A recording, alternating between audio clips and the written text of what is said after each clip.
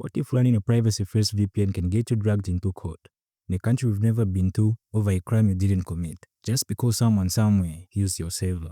Yeah, that actually happened. This is the story of Windscribe CEO getting criminally charged in Greece, not for hacking, not for cybercrime, just for offering a VPN that did exactly what it promised: protected user privacy. I found this story interesting because it's got absurd legal twists, international tension, and the kind of courtroom drama that makes you seriously question the state of digital rights.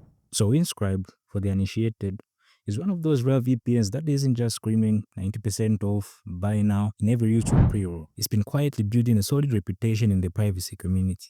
Free tier with no shady catch, transparent policies, some open source components, and most importantly, a no logs policy that actually means something. Now, let's rewind to June 2023. Out of nowhere, Greek authorities filed criminal charges against Windscribe CEO Yega Sak. Why? Because someone used the Windscribe VPN server in Finland to access a restricted Greek government resource. One shady user, one remote server, and boom. Yega, who had zero involvement, is suddenly being accused of cybercrime. So let that sink in. You're running a privacy tool, minding your own business, and then you get hit with legal threats from a country you've never set foot in. You didn't commit the crime, you don't even know who did, and thanks to your no logs policy, you can't know. That's the whole point. But Greek prosecutors didn't seem to care. Instead of going through normal legal process channels like filing a mutual legal assistance treaty request or subpoena, they contacted the Finnish hosting provider, and guess who was listed as the billing contact? Yep, the CEO of Windscribe, Yega. So now he's in this situation where he's personally facing serious criminal charges in a foreign country because he rented a server. This wasn't just a paperwork mix-up. This was 2 years of legal back and forth, court summons, financial strain, and the real risk of prison time. All because Windscribe didn't keep logs, which, by the way, is what we expect from a real VPN. And that's the trade-off. Privacy for accountability. You can't have both. Now, let's be real. If the court had ruled against him, this would have been catastrophic. It would have created the legal precedent where infrastructure ownership becomes criminally liable for anonymous user behavior. Think about what that could have meant for Tor nodes, privacy email services, even decentralized tools like Matrix or Mastodon. We'd be criminalizing the tools and not the criminals.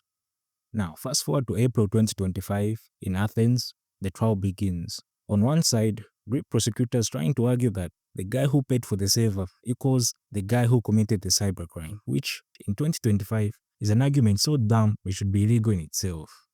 And then on the other side, you have Yega, who showed up in the court with one hell of a defense: Windscribe's no logs policy. Because when you don't collect user data, don't have user data to hand over. Simple and effective. And luckily, that's where things stand. The court looked at the evidence, or the total lack of it, and dismissed the charges. Not because of technicalities, but because there was no real proof.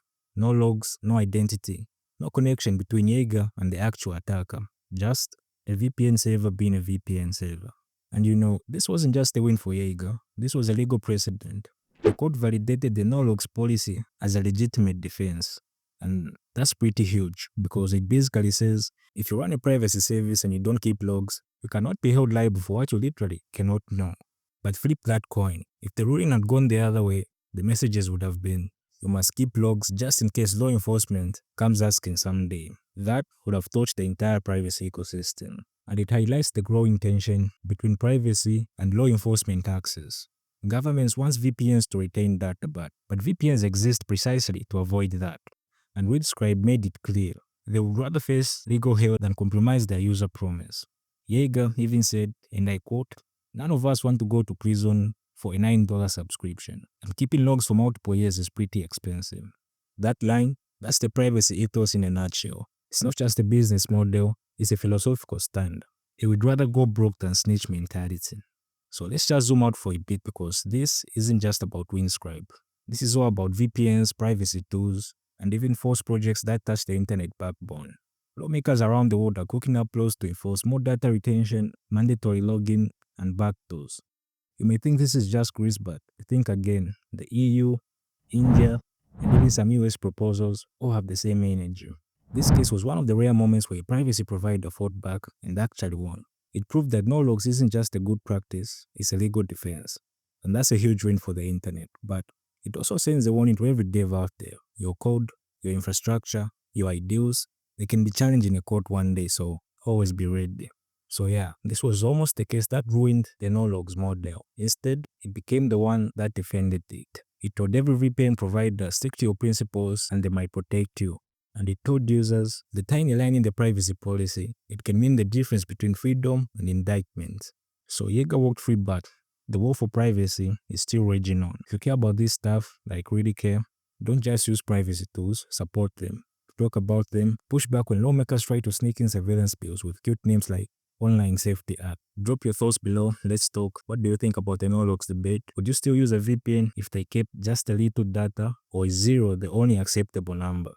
Smash the like if you're still dodging the algorithm. Subscribe for more takes on privacy, open tech, and why encryption is human right. Catch you in the next one.